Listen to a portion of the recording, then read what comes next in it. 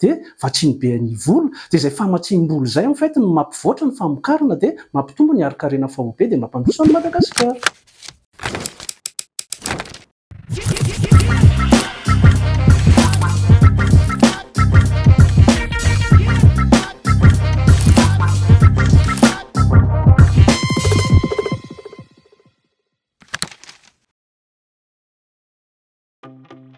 Toekarena moa zany amin'izay misy anatin'ny fototeny zao misy hoe arena ao anatin'izay dia somary hitarikely angamba izy hoe resaka fiarikarena zany amin'ny teny vahiny zany ny resaka production fa ao anatin'izay koa nefa ny fitsinjarana an'izay arena zay ny arena vokatra. Maro ny antony mety mahatonga ny toekarena anankiray hivoatra na hirodana. Raha mijery à long terme no hoe mijery de manière structurelle dia ny zavatra azo tenenina dia ny rafitra misy eo amin'ilay firenena anankiray ny atao hoe institution no mahatonga an'ilay firenena anankiray mivoatra na tsy mivoatra. Izany hoe raha ohatra ka manampy ny toe-karena sy miinciter à l'élargissement économique hamokatra ilay rafitra misy dia amin'izay fotoan'izay zany mandroso ilay firenena. Par contre raha ohatra ka tsy miinciter an'ilay olona hamokatra ilay rafitra misy dia mazava ho azy tsy mandroso ilay firenena. Ny filazan'izay moa zany misy économiste anankiroa prix Nobel dia Ronald Chemoglu sy James Robinson no teny hoe institution extractive sy institution inclusive.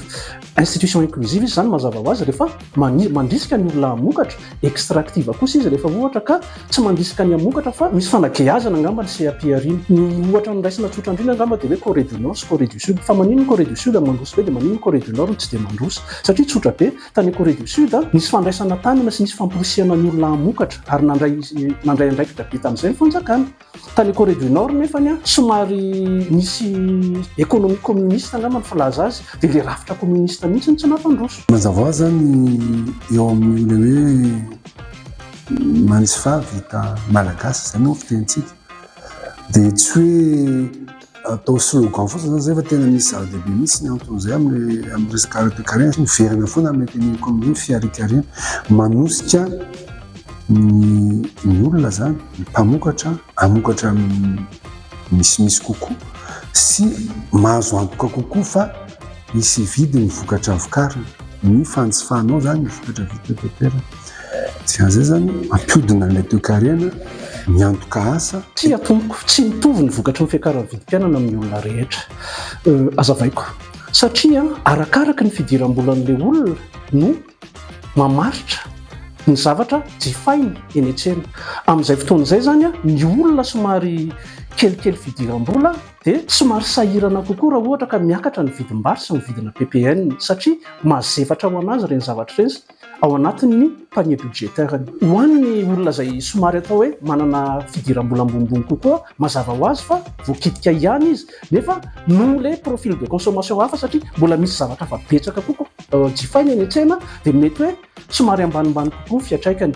Izay zany no mahatonga hoe misy fotoana mety mila jerena ny structure ny indice de prix à la consommation mba ahafahana manome lanja ny ireo karazana profil de consommation izay mety ho hita eo amina toe-karena anankiray. Mety afaka jerena amin'ny lafiny maromaro izay zavatra izay fa raha tsotra indrindra dia rehefa miandanja ny ariary dia mihalafo ny importation dia amin'izay fotoan'izay miakatra be ny vidim-piainana. Tanàndraikitra lehibe ny rafitra ara-bolana système financier eo amin'ny toe-karena malagasy. Ny asan'ny système financier tsy inona dia manao recyclage na épargne izany hoe manao collecte na maka an'ilay vola mipetraka any amin'izay agent économique manana vola mipetraka dia hoentina mamatsy ireo olona te hamokatra na zany hoe pour financer l'économie. Tanàndraikitra be izy eo amin'ny fampandrosoana firenena satria be da be ny projet industriel izay novatsiny BNI famatsiam-bola fa nefa tsy ny projet industriel rehetra ihany irery ihany zany mazava ho azy fa rehefa CAP-arina rehetrarehetra misy eto Madagasikara na ny PME na ny TPE dia vatsiny BNI vola dia izay famatsiam-bola izay en fait no mampivoatra ny famokarana dia mampitombo ny ari-karena fahobe dia mampandroso ny Madagasikara. BNI dia orinasa misehatra amin'ny sehatra tsy miankina izany hoe tsy maintsy maintsy mijery izy ny atao hoe performance économique sy ny performance financière fa i BNI kosa nefa dia orinasa zay miezaka ny mandanjalanja ny aspect financier sy ny aspect social et environnemental. Zay no mahatonga ny BNI manana département anankiray izay miresaka an'izay fotsiny mikasika ny atao hoe RSE na responsabilité sociale d'entreprise zay andaniny BNI vola somary betsabetsaka ihany mba ahafahana mandanjalanja justement les performances économiques sy ny impact global et sociétal ny BNI. Le fampiaina moa zany amin'izao vaninandro zao io moa zany mety hoe fikionam-be-pirenena na zavatra ohatr'izany tokony afaka mitondra an'izay valin'izay fa andeha atao fotsiny hoe misy fijery économique anankiroa tiako avotra anatin'izay. Ny voalohany tsika atao hoe firenena anisan'ny hoe ao anatin'izay zany famokarana fiompiana dia ny azy zany mba tiako asongadina kely ilay antsoina hoe amin'ny teny vahiny hoe agriculture contractuelle. Raiso amintsika fotsiny zany ohatra hoe ianao ve zany zao ohatra mety ahoana ny fahafahanao mamokatra na ny faharisianao hamokatra raha ohatra ka tsy tena mahazo antoka ianao hoe misy hividy ilay vokatra. Indray faharoa dia amin'ny resaka hoe fitrandrahana io zany tena tokony apetrakitsika ny antsoina hoe amin'ny teny vahiny convention nationale. Io zany efa niteniteny amin'ny hoe fitandrom-pirenena fa le convention nationale zany dia mametraka hoe inona ny tiariana hifanarahana fa tena ho atao ataontsika hoe lahara-pahamena